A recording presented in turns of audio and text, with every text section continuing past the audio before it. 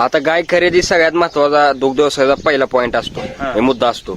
तर त्यात जर फसवणूक झाली तर लोकांना नाही होतं. मग तुमच्याकडे काय असं वैशिष्ट्य? त्यात वैशिष्ट्य म्हणजे गायची आता ही काच जी आहे ती गुडघ्या खाली गेली नाही पाहिजे. बर बर. म्हणजे प्रत्येक गाय ही वरच कासा, आणि बेंगलोरची गाय ही वरच राहते, खाली कासच येत नाही.